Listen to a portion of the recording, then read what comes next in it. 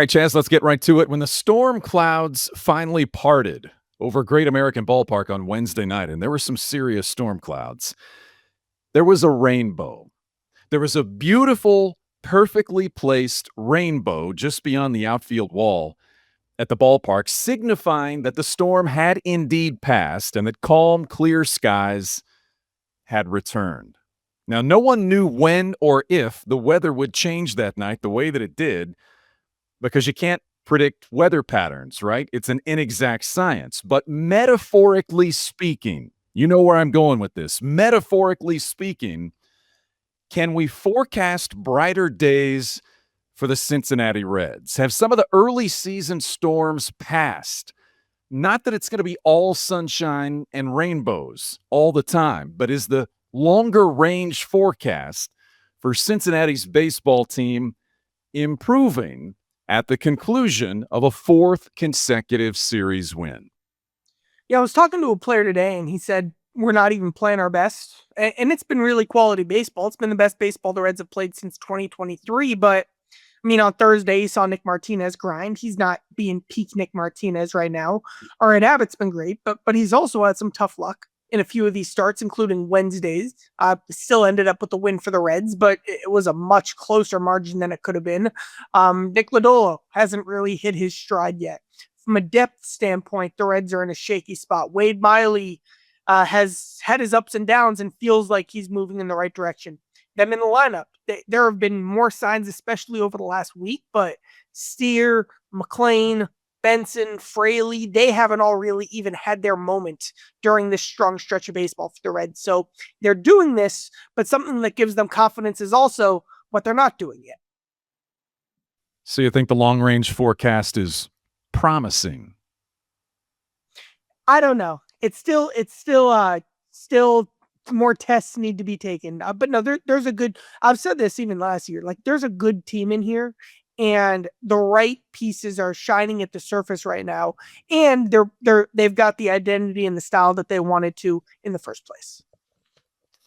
All right, the Diamondbacks, the Guardians, the Tigers, the Twins, the Reds won 9 of 12 games against those teams. And Chaz, as we documented previously, they have as many comeback wins in the last 2.5 weeks as they had the first 2 months of the season. So if you're looking for the glass half full stuff, the good vibe stuff, that's been a positive turn for this Reds team recently. Welcome to Power Stacks, proud members of the Growler Podcast Network. Coming up on the show this week, in grade school, you got a gold star for perfect attendance. Remember that? A gold star.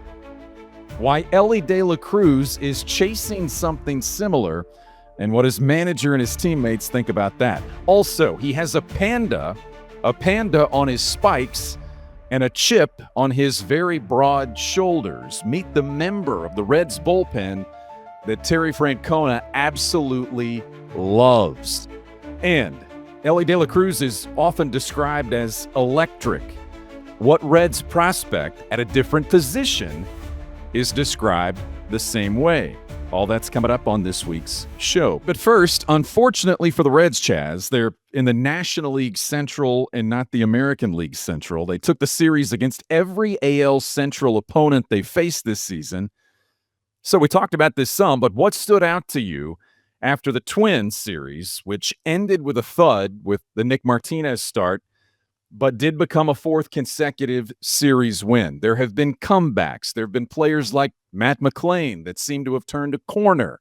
He's working with a hitting streak right now.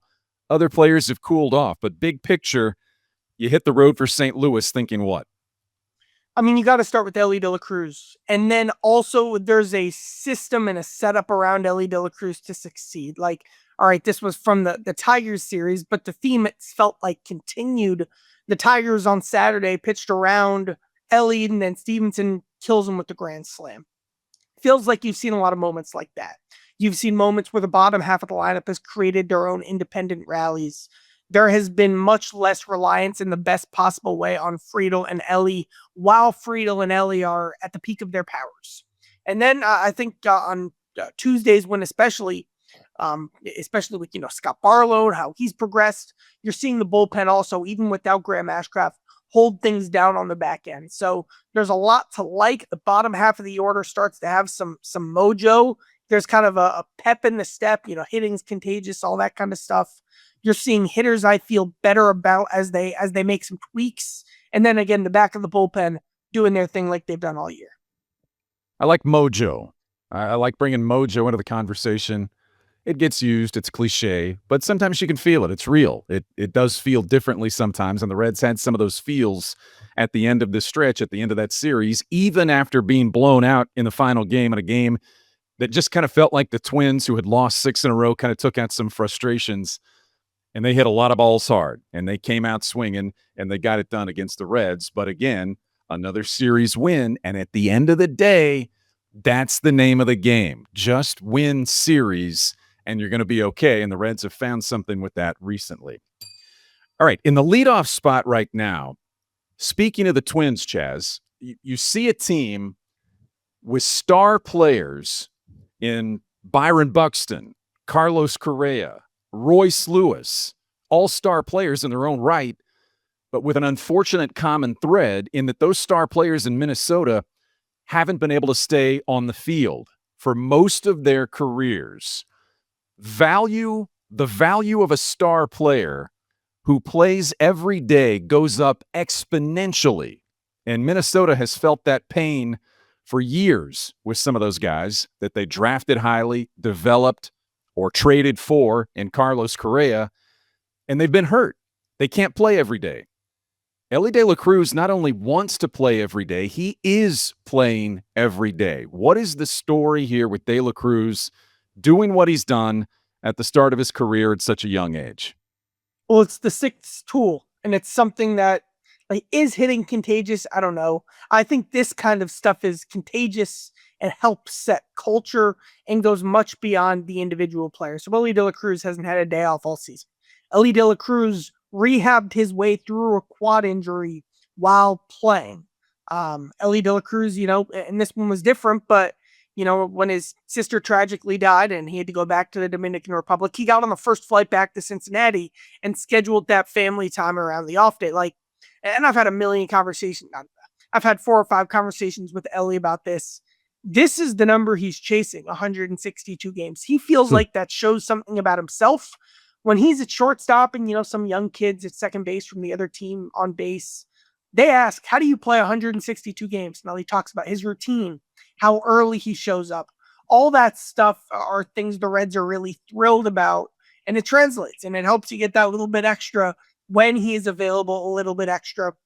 And I wrote a story on this. There are some bigger, there are some of the starters, some of the more prominent guys on the team, roles-wise, quoted in that story, including Matt McClain. But I really like the answers, especially from new guys, Connor Joe and Garrett Hampson, what they thought of Elly playing 162 games. You'll hear Hampson talk about his experience playing with Bobby Witt and how Witt kind of had that same mentality. And then Joe and Hampson both rave about the tone that sets coming from your best player.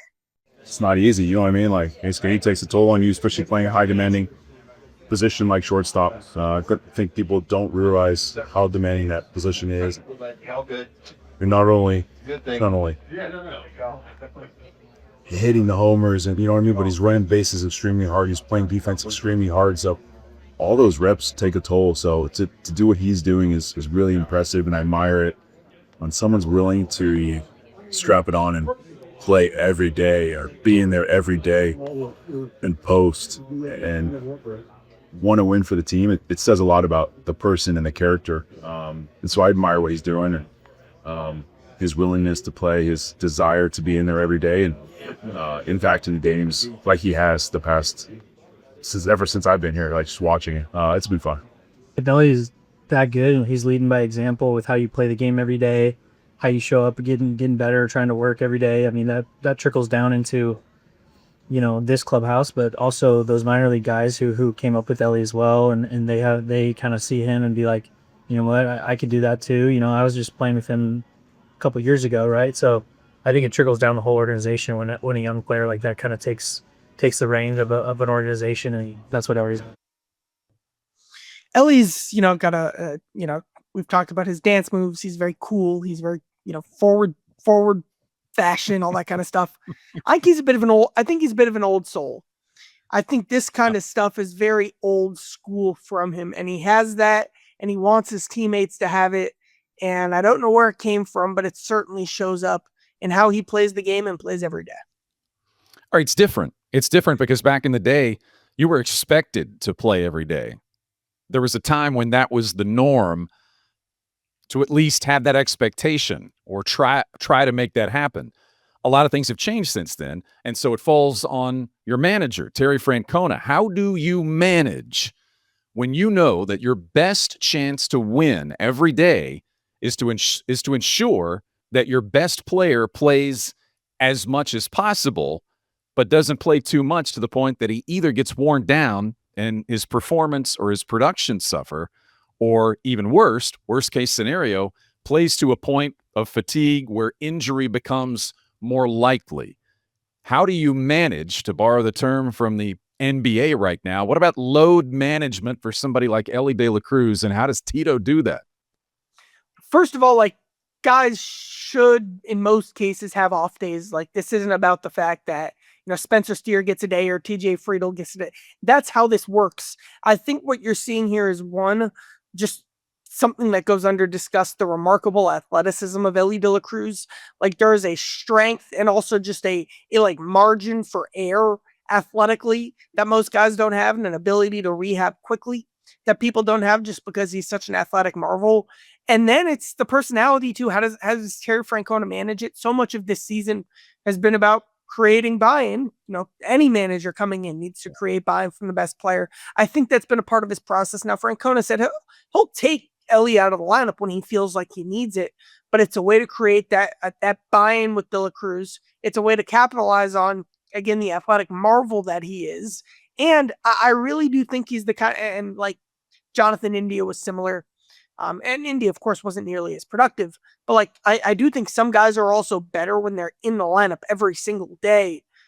One guy described it to me as like, it's like robotic. Like, you know exactly what you need to do every minute from the last pitch to the first pitch. You know exactly when you need to go to the cold tub and when you need to lift a weight and what time you need to close your eyes and what time, you need to eat your French toast. Like, you have all that mapped out. And Elly certainly has that, and he knows how to do it. It's a skill, just like power hitting is. And Elly has an 80 grade play ability as well. It's been remarkable to watch, as you heard those guys talk about, to watch someone that plays the game the way that De La Cruz does, that plays it at the speed De La Cruz does, that has all of that fast twitch element to his game, that he's played as much as he has. Again, you don't want to say that he hasn't played through things, because he clearly has. He did earlier this season with the quad or the leg, whatever it was. It was clearly bothering him, and he played through that. But it's amazing the way that he plays and the level he plays at, to watch him do what he's done and be able to stay on the field. Did you ever get perfect attendance in school coming up through the Seven Hills system? Yeah. This was you were that guy, weren't you? This was a sore subject because I was that guy. Seven Hills actually didn't do it, but another program that I did. And I was like, no, it was like a side, not school thing that I did, like a camp thing. And I mean, you don't have to go to that, but I was there.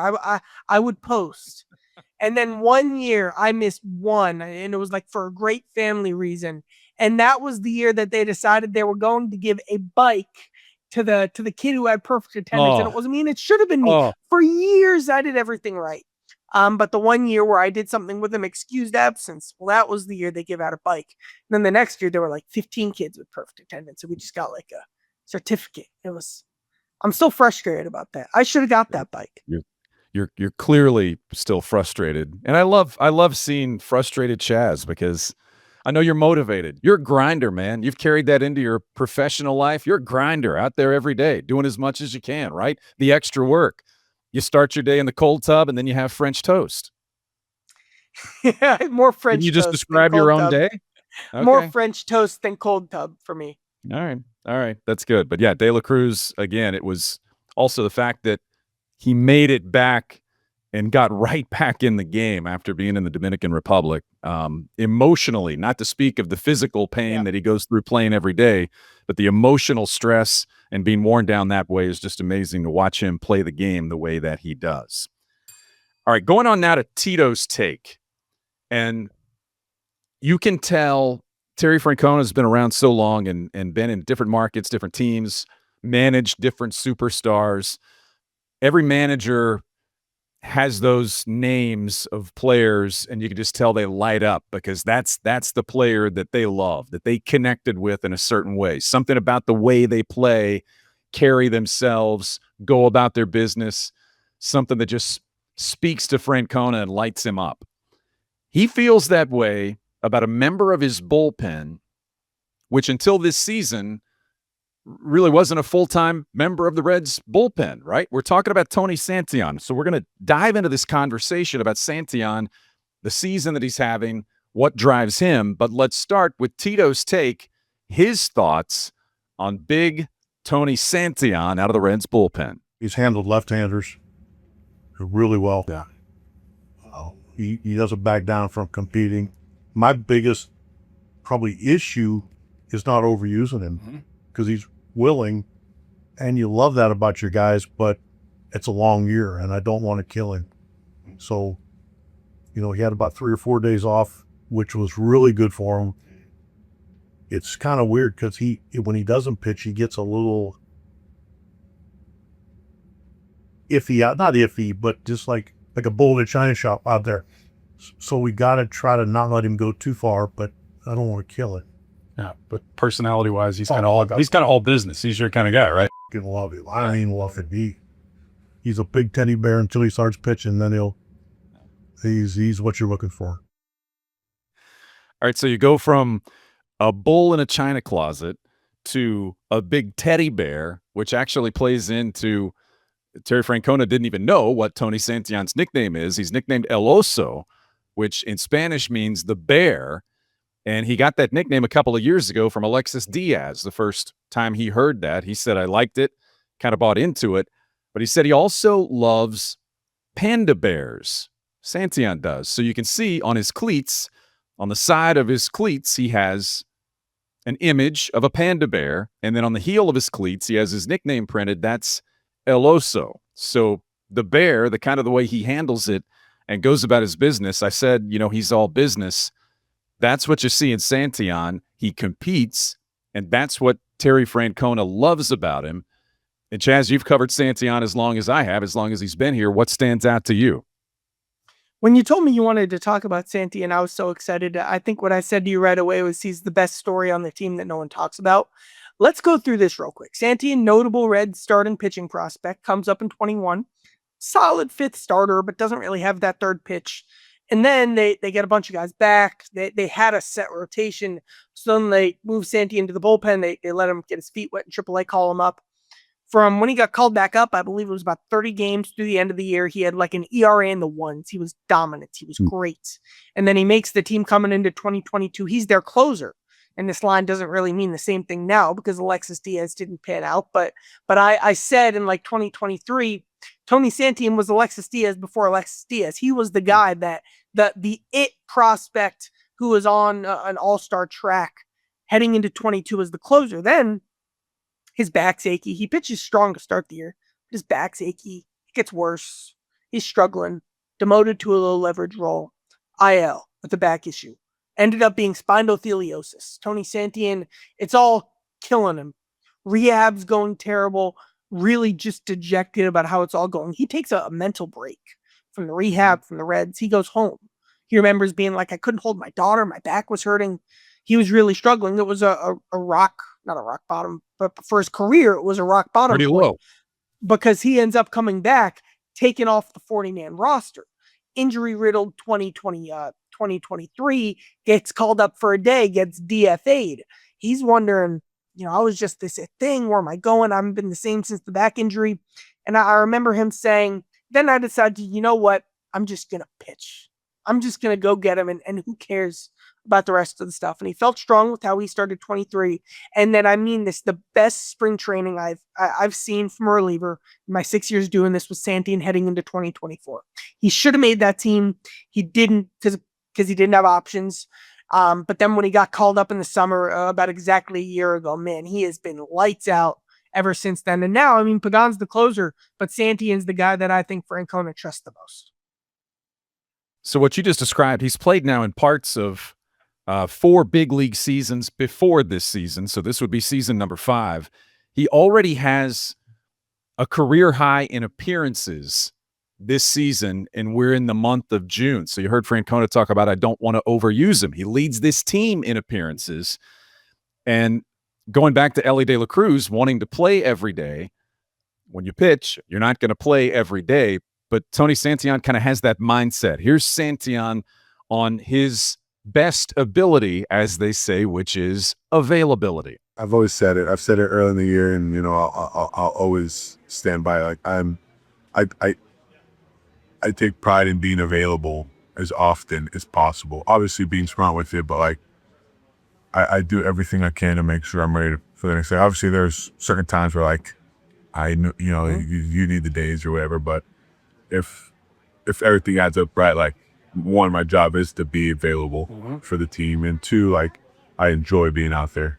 I enjoy those moments. I enjoy competing and being in those tough situations where kind of the game of the line. Like that's kind of why I really enjoy it. So It's in the job description. correct. So like I do everything I can to be available, and you know, over the last few years, you know, with the injury and stuff, you know, I've learn how to take care of my body and what works best for it, and being smart with it to make sure I'm maximizing for the next day as far as being ready.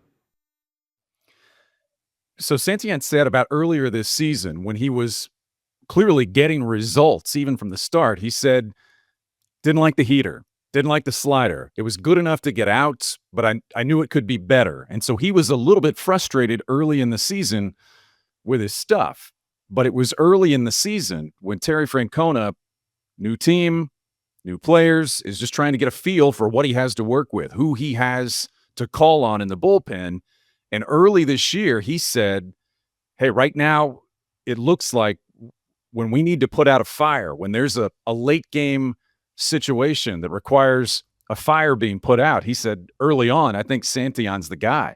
Santillan has remained that guy to this point. And despite the fact that he describes himself as laid back, chill, calm, he admits to having a switch that he flips when he comes into the game from the bullpen at Great American Ballpark. So here's Santillan on that, just his mentality, a former starter, but now thriving in that kind of a situation in the bullpen. Off the field, I'm very quiet, very to myself, you know, but I don't know. My switch is very drastically different from the on field and off the field, and I can switch it pretty quickly. I think that's why also I've kind of enjoyed the bullpen role too. Like, yeah, I mean, ever since I've thrown really like the switch between all right, here we go to all right, you know, we're just kind of here just hanging out. You know, I've always been pretty good at it, so it suits me very well. But yeah, for some reason, then it just happens. I just love to compete, and I always believe that I'm better than the guy across from me. I'm better than the guy across from me. He's the 8th inning guy right now, Chaz. But as you said, there are options here for the future where he could be the 8th inning guy. He could be the anything guy at the back of the bullpen for this team, don't you think? The stuff plays, the fastball, it's just like annoying. It's just like it's like, you know what it is? It's like nails on a chalkboard or something like that. And then it's a good slider too to mix in with it. The first thing we heard Francona say too is critical. What Santillan can do against lefties. Like the Reds, and it's my biggest pet peeve with the roster. We see all these teams spend the whole day saying lefties against Friedel and Elly, lefties against Friedel and Elly, lefties against Friedel and Elly. And this is an incredibly pro Brent Suter podcast, but Brent Suter isn't a matchup guy. And Taylor Rogers, they only use in matchups when the Reds are trailing. He's not high on what our friend John Sadak calls the bullpen trust tree. So Santillan is the lefties guy, and I've never seen a righty with the Reds in this recent memory be used like that in that way in big spots of big games, independent, right, left, whatever. That is a really impressive quality to be able to have. So where Santillan is right now, given his injury history and the ups and downs that you described, the low point that you described, being available every day this year, having the results that he has, getting the trust from his manager and his pitching coach that he has clearly earned, it's got to be rewarding, right? I mean, he's fought for this for a long time, and he told me, he said, look, I've always known what was in there. I've been motivated by the fact that I want to prove to people that it is in there. I want to show them what I've known has been there all along, even when I battled through the injury. And that's kind of where he is this season. And so there is no satisfaction about Tony Santillan has arrived, or I'm in the big leagues and I'm doing well. Here we go. He's still driven by some of the same things that motivated him through the injuries and through the ups and downs and all the things that he dealt with to get to this point. So here's the last piece with Santillan on that part of his makeup. I've always had that kind of inner fire. That's kind of what makes me really good, in my opinion, like just the inner fire within myself. Just to prove what I know is right to everyone else, right? Yeah. Like, and then last year what happened, obviously that gave me a massive chip on my shoulder just to kind of go out and do me and just in a bigger magnitude. And I've kind of carried that since then, even up until now. Obviously I'm where I want to be, but at the same time I still kind of have that chip on my shoulder kind of mentality of still got a lot less to prove kind of deal. Yeah. And to add that with the inner fire I have and the competitive, you just good things happen. And you can tell when he comes in the bullpen, is he said that he blocks everything out. He said nothing is in his head when he comes in. He's just that relaxed, but the fire starts to show. And he's a very calming presence, confident, but don't be deceived if you don't see him sprint from the bullpen and grinding his teeth and furrowing his brow. It's all in there, and I agree with you. It's one of the best stories going right now. Tony Santillan, El Oso, for your Cincinnati Reds in the bullpen. So I love that. That was good. All right, into Charlie's notebook now. And if you're a big league team, Chaz, you don't want to be in a position, to pick top 2 or 3 in the draft very often, because more often than not, it means that you have had a very poor season or two to put yourself in that position. But when you moved up in the lottery. Picks, or you moved up in the lottery. But if you're in the lottery, you're not where you want to be anyway. You get my point. Yeah. But if you get those picks, you can't miss, right? You can't miss on those picks. They have to be impact players for your franchise, or that's one of the biggest wasted opportunities that you can have. But just like we talked about off the top with the weather, it's an inexact science, man. You can roll the dice on the highest rated prospect you see, and it doesn't happen 100% of the time. The Reds don't think they missed with Chase Burns. Am I right about that? Especially because, and I've said this before, but I did a lot of digging at this point last year about the Reds draft plans for 2024.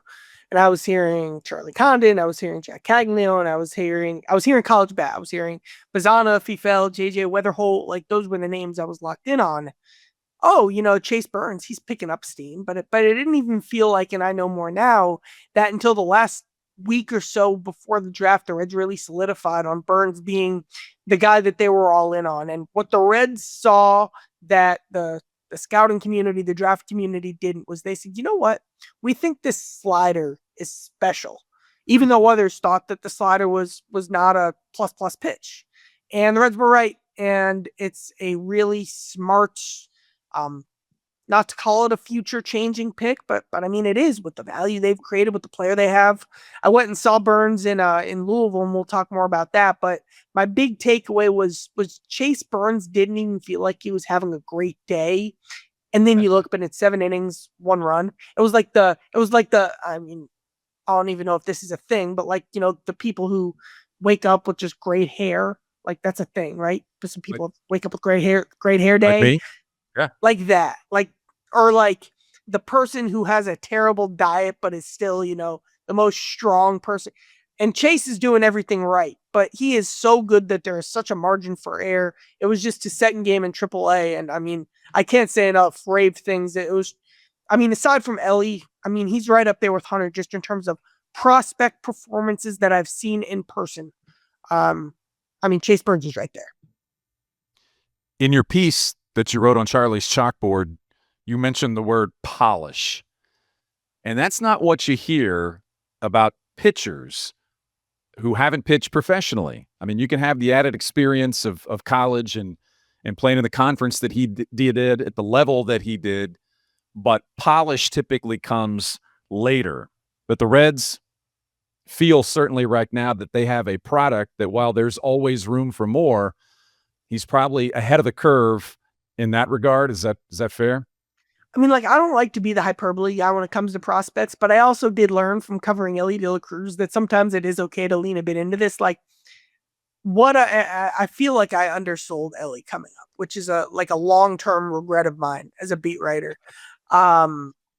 Chase Burns, what I didn't realize until I saw him in person, because this was the first time I saw him pitch in the game in person, was the way he's able to land his third and fourth pitches for strikes. We've seen these young pitchers come up to the big league level for the Reds, and you have the pitching coaches being, man, I hope he throws his third pitch today. Meanwhile, Chase Burns is game planning. So the lineup he faced, the Yankees AAA team, had a lot of left-handed hitters, and they were very aggressive. That was the game plan, aggressive lefties. So the changeup was a real part of Burns' game plan, and it worked, and he did it, and the changeup was there. And it's just impressive stuff.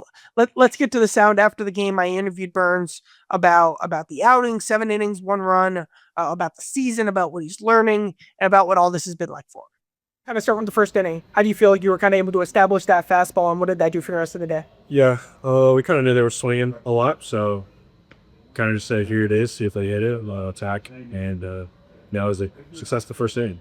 Early on, there were some deeper counts. Did you make an adjustment to kind of be more efficient as the start went on?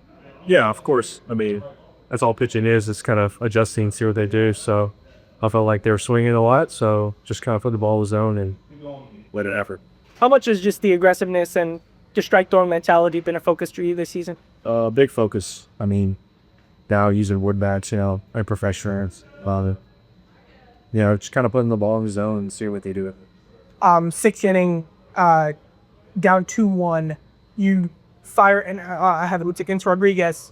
You get him with one slider, and then you get him with a better slider. Kind of what was your mindset in that moment there?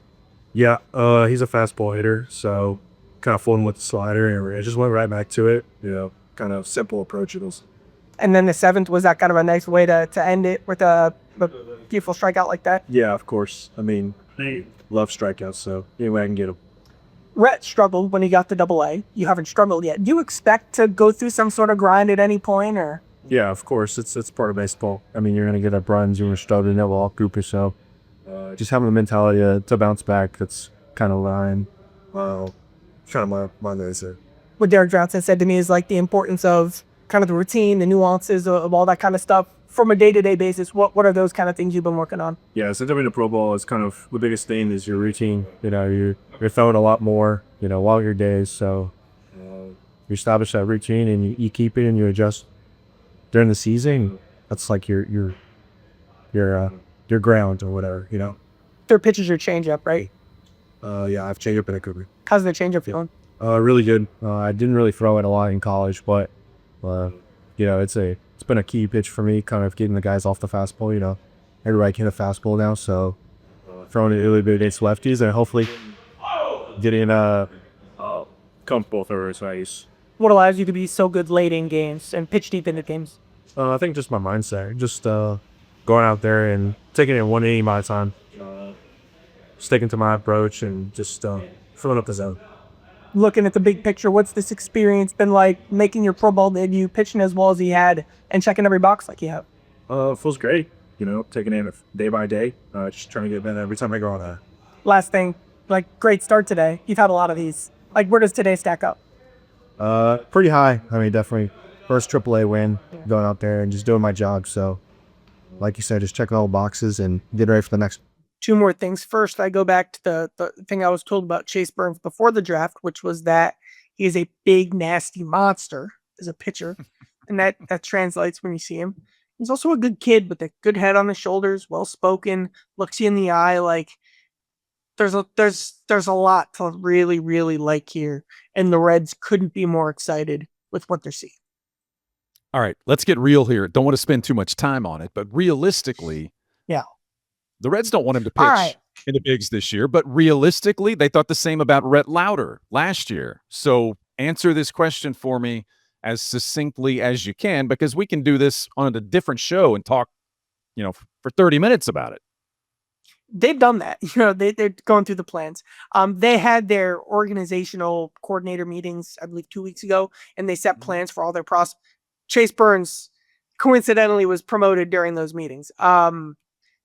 Chase Burns, not to say he can't, but you can't put Chase Burns in the rotation now and expect him to throw 6 innings a night every 5th day and last through the season just because of inning limits, pitch limits, the guardrails that they've set on his season. So you can balance that out more in AAA and manage that. And if he needs to have a 3-inning night to manage his innings, you can work with that. It's not going to kill your bullpen and kill your ability to win games, because that's not as much the focus in AAA.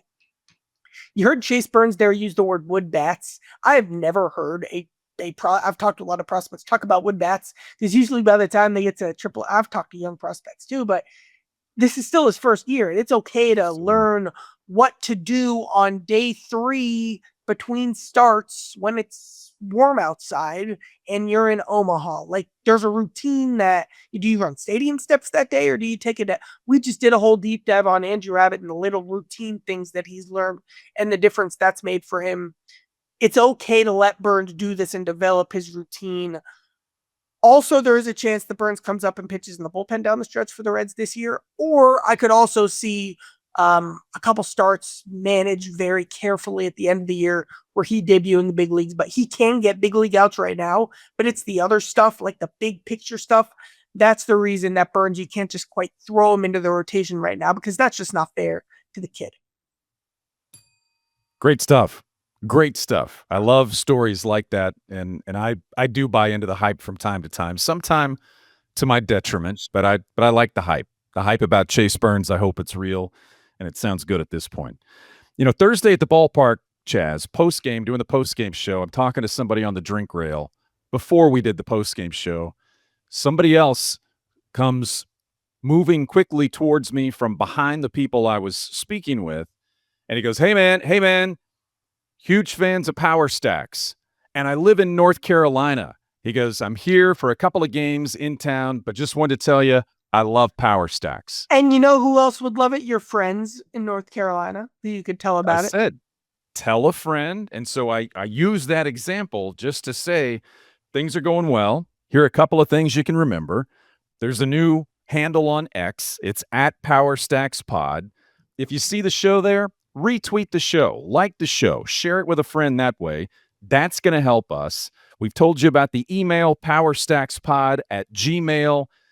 You can let us know what you think about the show, get in touch with us that way, but also we would love for you to partner with us. We can do something very specific, something very creative for you or your business. We can do that. Hit us up on the email. We also have the added reach and exposure that comes with the entire Growler podcast network. So please be a part of this. Maybe we'll find you graders worthy, which might lead you to finding some free ice cream in the mail headed your way. But if you're part of the Power Stacks community, spread the word, stick with us, and we'll keep this thing going. Final thought now. Reds have to win some division games. They have to. They were great against the AL Central. They haven't been as great against the National League Central. They get that opportunity this weekend on the road in St. Louis. How do you see it? I like St. Louis's lineup depth, and there's just it's like a steady strain, applied steady pressure. But they're not a team that'll just go out and beat you. They're not a team that can out-count you on any given night, say with a superstar player or two. I think this is the kind of series that's right in the Reds' wheelhouse, that's right in the Reds' control. Elly, I feel like, always gets hot in St. Louis as well. I have some specific memories of Elly in that ballpark. So the Reds' ability to, again, just keep doing what you're doing. I feel like you're set up to be in a good spot this weekend in St. Louis. Chaz, I think you're having a great hair day. I also saw you earlier today in your sport coat coming off one of your more prominent television appearances. You know, I can say that. I know those folks. They know me. But you're looking good, man. And so spread the word about Charlie's Chalkboard and the media conglomerate that Charlie Goldsmith is and has become in the greater tri-state area.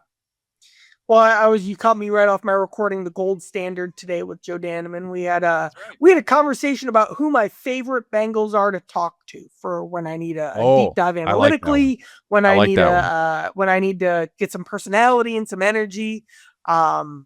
We talked about we ranked the AFC North. That was a part of it. And then we're having a fun time at Charlie's Chalkboard. Yeah. Summer, the comment section's rolling.